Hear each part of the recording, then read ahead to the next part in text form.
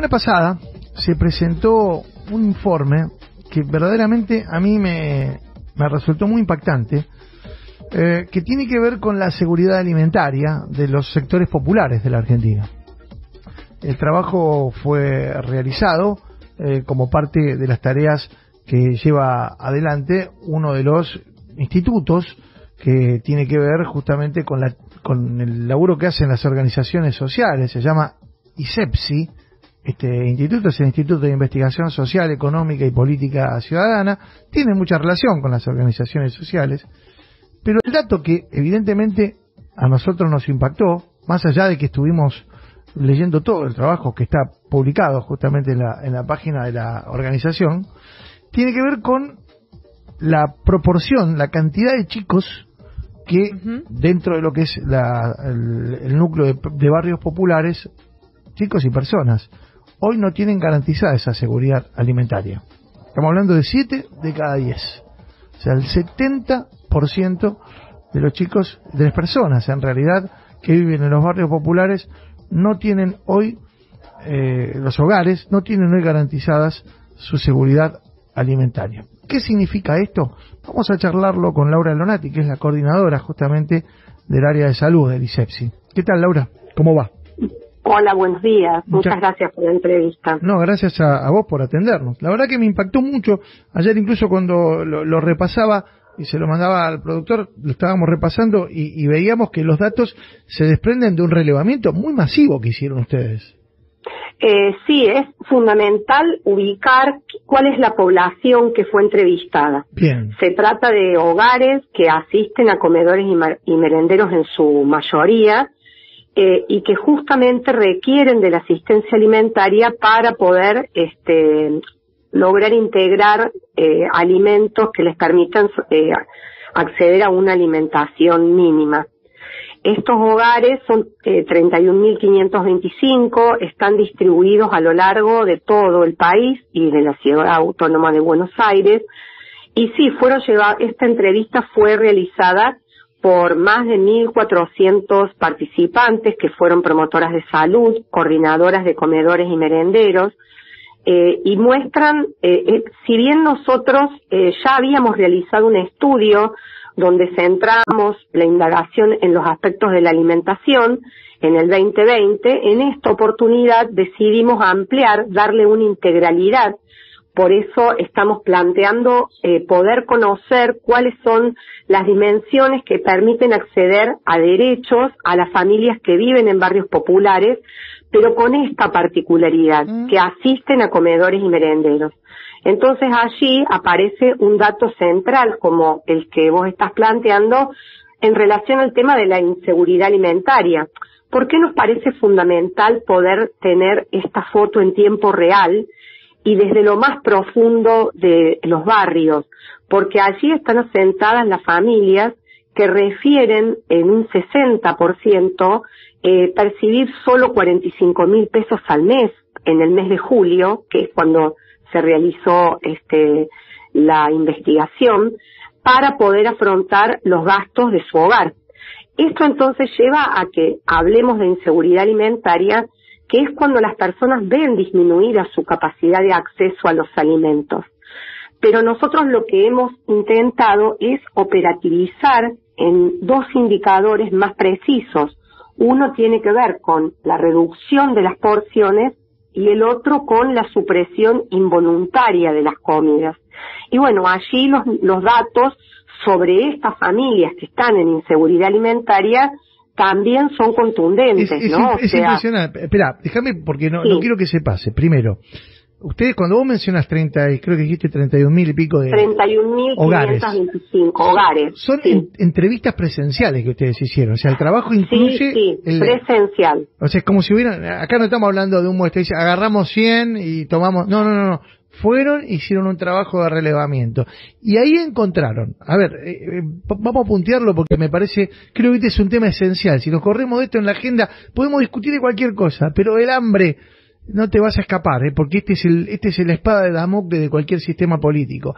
Vos decís que lo que se hizo fue, primero, reducir la calidad y la cantidad de las porciones Y luego, sí, previo a eso, hablamos en términos generales, cuando le consultamos a las familias si habían tenido que reducir las porciones por falta de dinero, en un 64% nos plantean afirmativamente que sí, que lo tuvieron que hacer. Luego vamos a ir desagregando con distintos aspectos que tienen que ver con esta reducción, como son la calidad, la cantidad, el consumo de determinados alimentos, grupos de alimentos, pero el primer aspecto, que es en términos generales, es la reducción de porciones. Y después hablaste de la reducción de alguna de las 4 comidas que los especialistas dicen, mira, para estar bien en estado saludable tenés que hacer 4 comidas. Claro, ten en cuenta, nosotros partimos de tomar como referencia las guías alimentarias para la población argentina, que es un magnífico manual producido por el Ministerio de Salud de la Nación, donde establece las recomendaciones e indica las porciones y las frecuencias que se deberían consumir en los distintos grupos etarios para poder acceder a una alimentación adecuada y de calidad. Por lo tanto, nosotros partimos de esa recomendación. Lo de las 4 comidas, que parece algo obvio, y hasta parecería ser algo que podría ser elegido por las personas. En este caso, la supresión es involuntaria. Ese es el punto. O sea, no es que la familia decide o elige suprimir las comidas en el día, sino que lo hace para que pueda alcanzar el alimento para el resto de la familia durante el día. En el caso, ese tema es serio, da cuenta de un aspecto que tiene alta complejidad y gravedad, justamente para el crecimiento y desarrollo de niños, niñas y adolescentes, que es donde nosotros estamos poniendo el foco, ¿no? Luego, cuando analizamos la frecuencia de consumo. Pero, a ver, déjame expresar o compartir un recuerdo que no tiene nada que ver con la estadística, pero me acuerdo mucho de mi abuela contándome que a veces no comían a la noche ellos, mi abuelo y mi abuela, para darle de comer a mi vieja, ponele, ¿no? O sea, porque ellos eran 4 en realidad, para darle de comer a mis tíos y a mi mamá, ¿no? O sea, esa idea de que seguramente todos tenemos algún recuerdo, ¿no? De hogares humildes, en este caso era en Santiago del Estero, en donde no había para morfar. Te estoy hablando de debe ser década del 40, como el 50, no sé, ya mi vieja falleció hace muchos años. Pero esa cosa de volver a eso de tener que restringirte en el morfi porque no tenés para morfar. Y esperá, y me voy hasta esa época, y seguramente esto pasa y siguió pasando. Yo me acuerdo de mi infancia, los años que mi mamá nos daba té con leche para cenar. Y acá queda bien materializada que la disminución en el consumo de las comidas afecta más a las adultas y a los adultos que a los niños. Es decir, hay una prioridad para brindarle una alimentación a los pequeños, a los adolescentes del hogar, ya que cuando le consultamos en forma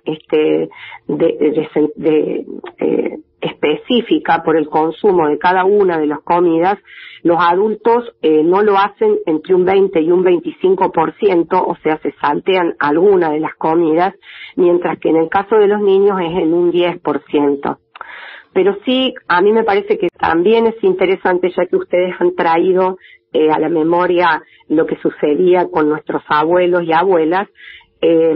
Aquí la situación tiene otra característica. ¿En qué sentido?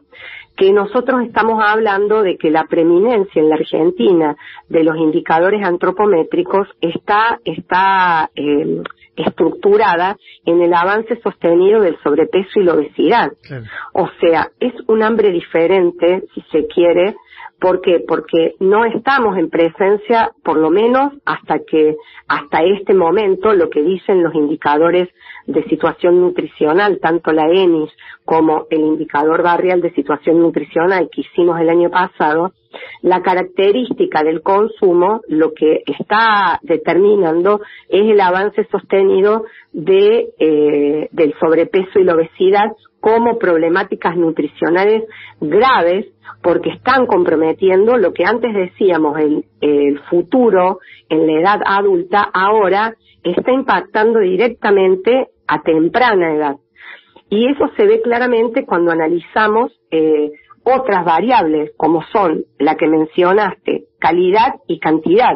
O sea, el 90% manifestó comprar menos que hacía un año atrás y el 70% haber tenido que elegir productos de menor calidad. Bueno, esto claramente vos lo podés determinar cuando le consultamos sobre el tipo de consumo, a dónde estaba asentada la reducción, en qué grupos de alimentos. Por ejemplo, aparece en primer lugar la reducción de la carne de vaca, claro, en un 80%, en un 79,1%.